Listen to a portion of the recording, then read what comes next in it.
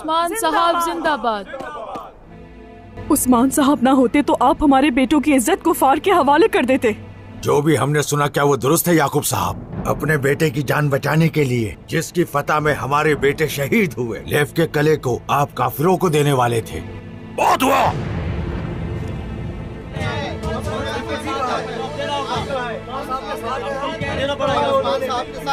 आपको जवाब देना होगा। साहब आपने जवाब दिए थे, आप ऐसे कहे आप हमारे बेटों की इज्जत कैसे दुश्मन के हवाले कर सकते हैं?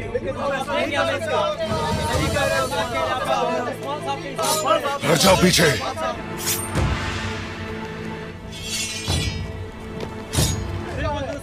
वापस जाओ। चलो हट जाओ पीछे।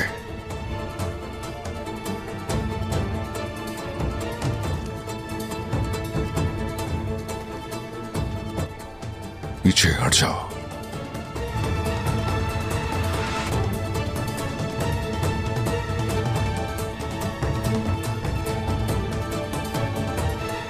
हटो।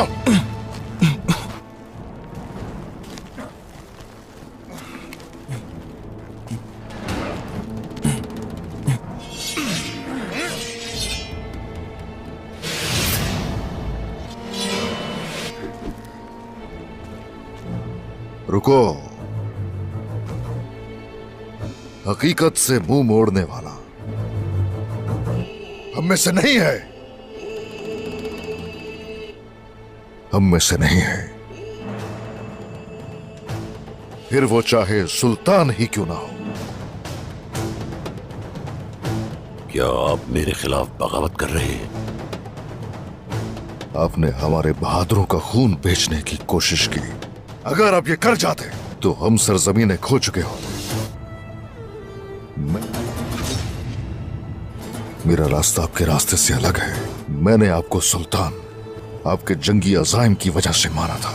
मैंने आपकी बैत सिर्फ इसलिए की कि आप कुफार को मारने वाले थे। अब मैं देख रहा हूं कि मैंने गलत फैसला किया था।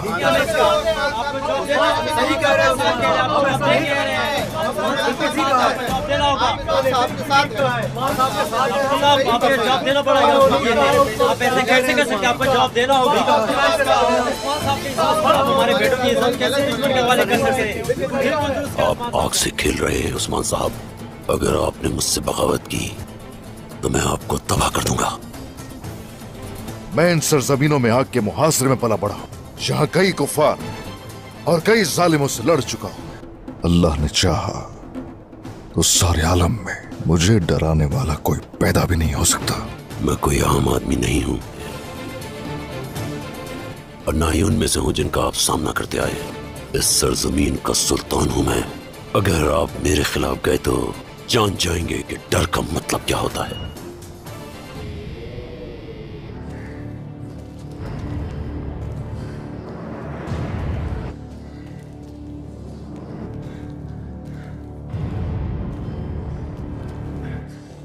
बेगफूर की जिंदगी चाहते हो तो हट जाओ।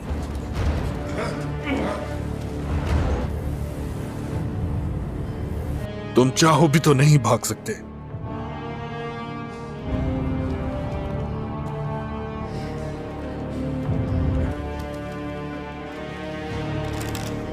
जैसा कहते हैं वैसा करो।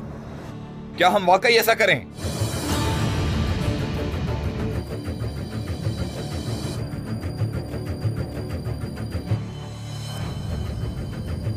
करो, मैंने कहा करो, ये हुक्म है मेरा।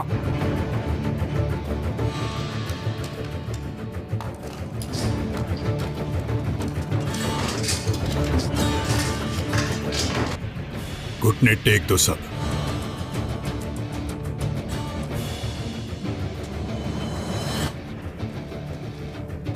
इन्हें गिरफ्तार करो और तलवारें ले लो।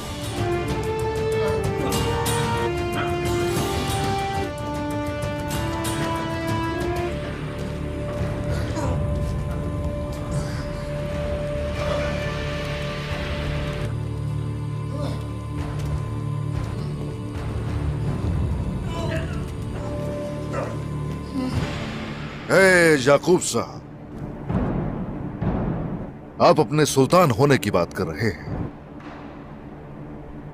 अपने सुल्तान होने का आपने पूरे जहान को बता दिया। इस खबर से कोई भी लाइल्म नहीं रहा, लेकिन हमने अभी तक आपको कुछ करते हुए नहीं देखा। असीम सुल्तान वो है हमारे लिए जो पहले मजलूमों की मदद करे, अपने लोगों में माल तकसीम करे, लेकिन मैं देख रहा हूं कि आप इन्हें कुछ भी नहीं दे रहे।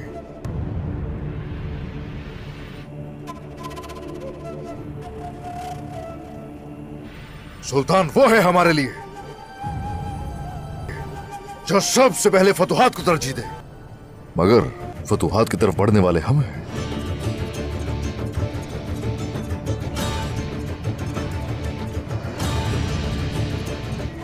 ए लोगों, जहां हमारे बच्चे कैद थे वो कस्तल कला आज से काइयों की मिल्कियत है। जहां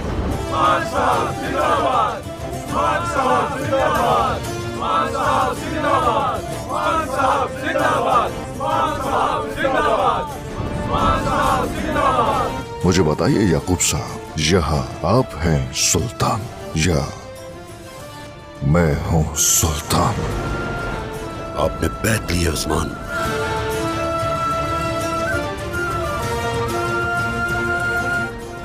मेरा फैसला गलत था।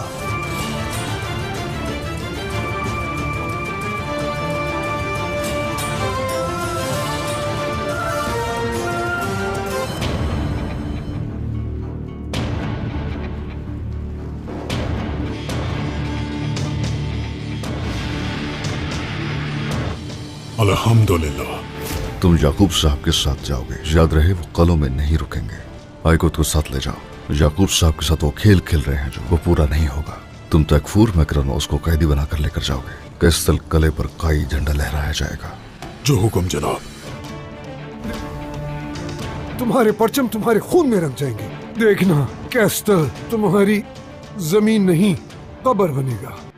तकफूर, जब वो दिन आएगा तुम देखोगे। तुम तो अपनी ही हिफाजत नहीं कर सके और हमसे कैस्टल लेना चाहते हो? हाँ, बात सुनो मेरी। हमारा एक सिपाही तुम्हारे 1000 पर भारी है। जो चाहे कर लो, तुम सिर्फ मौत के ही हकदार हो। ले जाओ।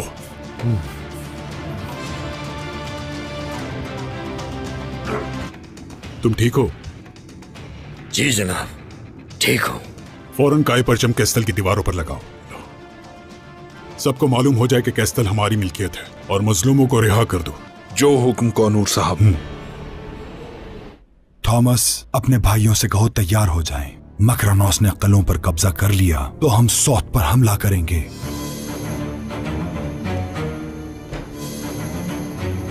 तेसिलियस, तुम कहां रह गए थे तेसिलियस? बोलो तेसिलियस। उस्मान कैदियों को ले गया।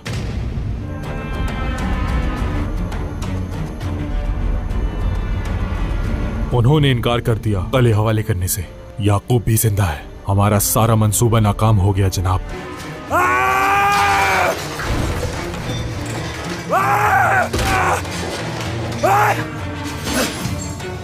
मैं कसम खा के कहता हूं, नहीं बख्शूंगा। उस्मान को जहन्नुम वासिल करके रहूंगा मैं, फिर कभी नहीं होगा। ये शिकस्त नहीं है बल्कि उस्मान के कामयाब होने का आखिरी मौका था।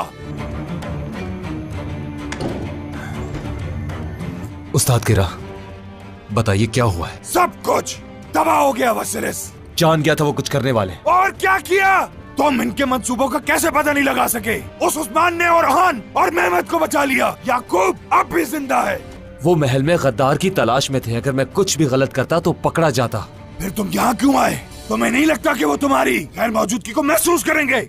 उन्हें शक नहीं होगा। जैसे हमने सोचा था वो वैसे ही चल रहे हैं। मुझ पर उनका भरोसा पहले से ज्यादा मजबूत हो गया है। गद्दार की तलाश में उन्होंने मेरी गर्दन भी देखी। क्या फिर भी उन्हें कोई नहीं मिला? तुम वाकई बहुत कीमती हो। यही एतमाद उनके इख्तिताम का बाइस बनेगा। उन्हें तुम पर पूरा भरोसा है। मैं उस्मान और याकूब को इस तरह धोखा दूंगा कि वो एक दूसरे को मारने के लिए बिल्कुल शैतान की तरह अपनी जानें तक बेच देंगे। आपने बैत कर ली है उस्मान।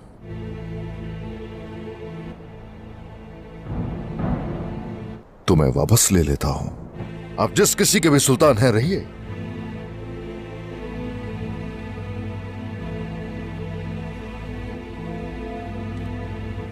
मेरे सुल्तान नहीं है, काइयों के सुल्तान नहीं है, इस कौम के सुल्तान आप हरगिज़ नहीं हो सकते।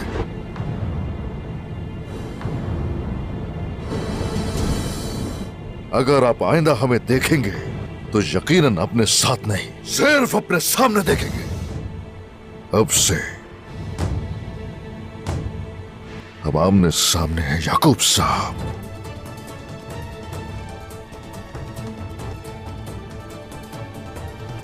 अब आपको मुझसे कौन बचाएगा उस्मान साहब? आपकी बगावत सब पर आश्कार हो गई है। एक बार जब मैं आपसे निमट लूंगा तो कोई भी आपको याद नहीं रखेगा और आपका नाम सफाई हस्ती से मिट जाएगा, खाक में मिल जाएंगे आप। वो तो देखेंगे, वक्त आएगा तो देखेंगे याकूब साहब। किसे मालूम, हो सकता है मेरा नाम पूरे जहान में गूंजे, सुनने वाले डर जाए, लरज कर रह जाए, ये नाम सदियों तक जिंदा हो जावेद रहे। हाँ, मगर आगे क्या हो, मुस्तकबिल क्या है, ये सब तो सिर्फ अल्लाह ही जानता है।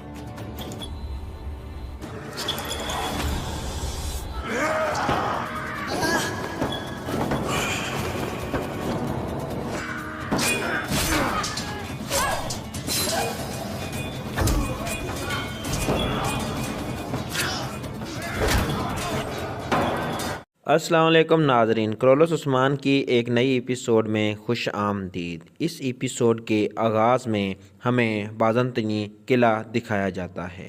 जी नाजरीन, बाज़ंतीनी किले में कोनूर आल जो कि बाज़ंतीनी गवर्नर को पकड़कर ले आ रहे होते हैं तो उसके दाएं बाएं आगे पीछे हर तरफ बाज़ंतीनी सिपाही उन्हें घेरे में ले लेते हैं।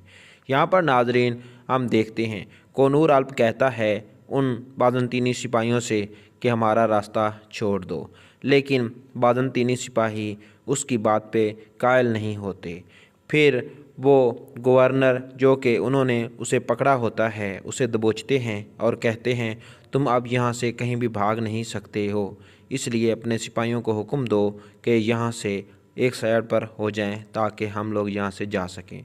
तो वो गवर्नर अपने सिपाहियों को हुक्म देता है कि अपनी तलवारें नीचे रख दो और जो ये लोग कह रहे हैं वैसा ही करो। तो इस पर उनका एक कमांडर कहता है क्या हम वाकई ऐसा करें? तो वो कमांडर कहता है करो। तो इसके बाद हम देखते हैं बाज़ंतीनी सिपाही अपनी तलवारें ढालें वहाँ पर फेंक देते हैं और फेंकने के बाद एक तरफ हो जाते हैं। कोनूर आल्प कहते हैं होशियारी नहीं, अपने हथियार नीचे फेंक दो और घुटने टेक दो। इसके बाद नाजरीन हम देखते हैं तमाम बाज़ंतीनी सिपाही जो कि पहले खड़े होते हैं वो अपने घुटनों के बल नीचे बैठ जाते हैं। फिर कोनूर आल्प अपने सिपाहियों से कहते हैं इनसे हथियार ले लो और इन्हें काबू कर लो, यानी कि इन्हें गिरफ्तार कर लो। तो फिर हम देखते हैं नाजरीन सिपाही उनसे हथियार ले लेते हैं और उनके बाजू बांधने लगते हैं, जबकि कोनूर आल्प उस किले के गवर्नर को अपने सिपाहियों के हमरा लेकर आगे बढ़ने लगते हैं। तो नाजरीन ये सीन होता है किले में। दूसरी तरफ नाजरीन हमें सरहदी बाज़ार को दिखाया जाता है, जहां पर लोग उस्मान साहब जिंदाबाद के नारे लगाते हैं। उस्मान साहब अपना हाथ खड़ा करते हैं और उन सब लोगों को खामोश करा देते हैं। फिर एक आदमी बोलता है, याकूब साहब क्या ये बात सच है कि आप अपने बेटे को हासिल करने के लिए लेफ के किला, जिसके लिए हमारे बेटों ने शहादतें दी, वो काफरों के हवाले करने वाले थे? फिर एक औरत कहती है, याकूब साहब आप ये कैसे कर सकते हैं? तो इस पर याकूब साहब चिल्लाकर कहते हैं, बहुत हो गया, आप लोगों ने बहुत कर लिया। तो इस पर वो औरत सहम जाती है और पीछे हट जाती है। उसके पीछे हटने के बाद वहाँ पर तमाम खड़े हुए लोग याकूब साहब के ख़िलाफ़ बातें करने लगते हैं और कहते हैं आपको इस बात का जवाब देना होगा। इस पर याकूब साहब के कुछ सिपाही जो कि गुस्से में आते हैं और आगे बढ़ते हैं और उन लोगों पर, यानी कि जो लोग जिनके बेटे उस जंग में शहीद हुए थे, उनकी तरफ बढ़ते हैं। जब वो उनकी तरफ बढ़ते हैं तो आगे से उस्मान साहब और उसके सिपाही मज़ाहमत करते हैं और अपनी तलवारें याकूब सरदार के सिपाहियों की गर्दनों पर तान लेते हैं और कहते हैं आप लोग, एक तो वो मासूम हैं, उनके बेटे शहीद हुए, और दूसरा आप लोग उनकी आवाज़ दबाना चाहते हो। इसके बाद उस्मान साहब उनको धिक्का देकर पीछे फेंकते हैं तो बाकी सिपाही भी याकूब साहब के सिपाहियों को धिक्का देकर पीछे फेंक देते हैं। इसके बाद नाजरीन हम देखते हैं उस्मान साहब के सभी सिपाही और उस्मान साहब ये सब लोग भी अपनी तलवारें बाहर निकाल लेते हैं, जबकि याकूब के सिपाही भी अपनी तलवारें बाहर निकाल लेते हैं। फिर उस्मान साहब अपना खंजर लेकर आगे बढ़ते हैं और कहते हैं हकीकत से मुंह मोड़ने वाला हम में से नहीं है, चाहे वो फिर सुल्तान ही क्यों ना हो। तो नाजरीन ये थी आज की एपिसोड। उम्मीद करते हैं कि आप लोगों को ये एपिसोड पसंद आई होगी। मिलते हैं नेक्स्ट एपिसोड में, तब तक के लिए अल्लाह हाफिज़।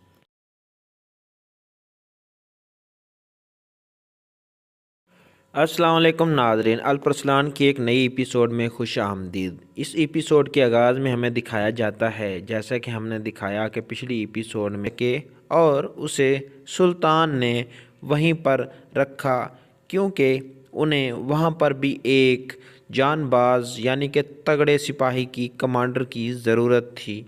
वो ख़ुद भी मायूस था कि उसने इस काम के लिए जाना था, लेकिन नाज़रीन क्या करें, ये तो फिर सुल्तान का हुक्म है।